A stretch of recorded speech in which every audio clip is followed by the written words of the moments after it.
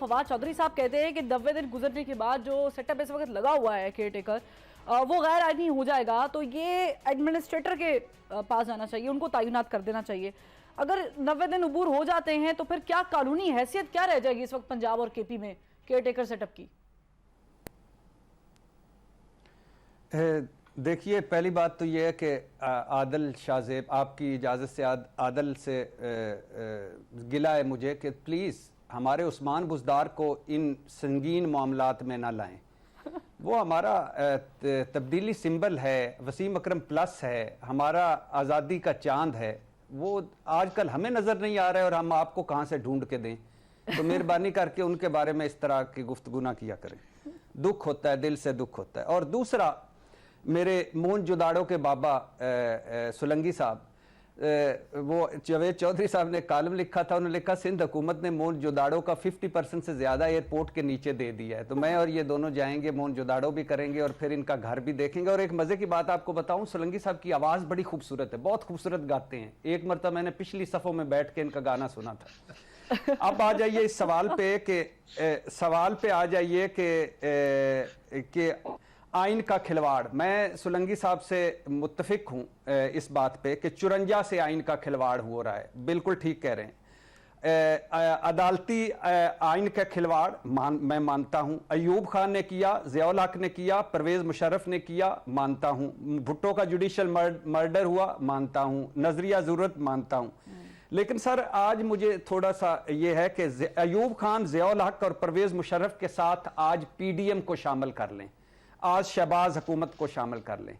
इस PDM और इस शहबाज हुकूमत में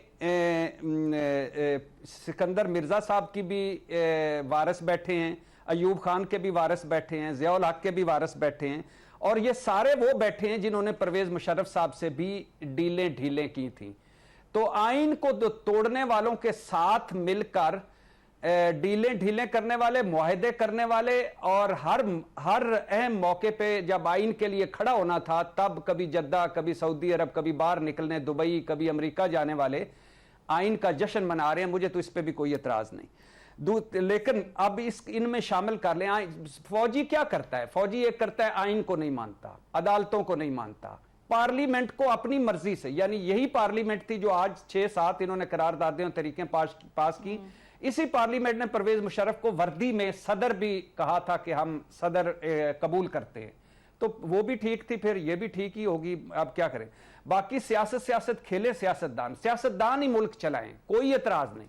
लेकिन सर सियासतदानों को कम अज कम अब 75 साल बाद ये सोचना चाहिए कि खुदा के लिए सियासत खेले, आइन ना खेले, नवाज शरीफ इमरान खान ना खेलें, जमहूरियत के साथ ना खेलें, सुप्रीम कोर्ट के साथ ना खेलें, इस कौम के साथ ना खेलें, इस मुल्क के साथ ना खेलें। अब मुझे बताएं फरवा के मेरे दोनों भाई भी मुत्तफिक होंगे, हमारे असल मसाइल क्या हैं? कभी इस 6-7 करारदादें एक साल में महंगाई पे आई हैं, गुर्बत पे आई हैं, बेरोजगारी पे आई हैं।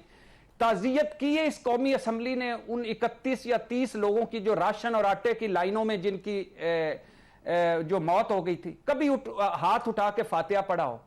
कभी मुझे बताएं कि इस कहा हो कि यार वाकई बिजली बहुत महंगी हो गई है, गैस बहुत महंगी होगी? कभी पार्लियामेंट इकट्ठी बैठी? नहीं बैठी ना। हमसे ये कटे हुए हैं, हमारा नाम इस्तेमाल करते हैं, हमसे कटे हुए हैं। कहते हैं आपने हमें मुंतखब किया है, लेकिन हमारे मसाइल भूले हुए हैं। कहते हैं आप हमारे दुख दर्द और हमारी तकरीरों, बयानों और इंटरव्यूज का हाल हो, तो उससे भागे हुए हैं। आप जी क्या कह रही? हम मुंतखब करते हैं। जी मैं तो मानता हूं, वरना मुझे ये दोनों मेरे भाई जो हैं 2018 में हमने मुंतखब किया। मैं इनसे जी बिल्कुल, मैं कह रहा हूं कि 76-75 साल में मैं तो इस बहस को ही समेटता हूं ना, हमने ही मुंतखब किया, सारों को ही मुंतखब किया।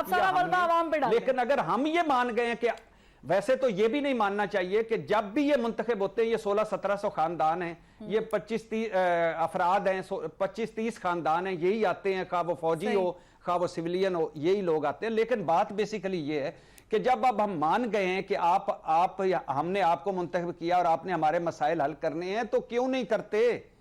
मरे थे जिनके लिए वो रह वजू करते, क्यों नहीं? अब वजू छोड़ो, जनाजा हमारा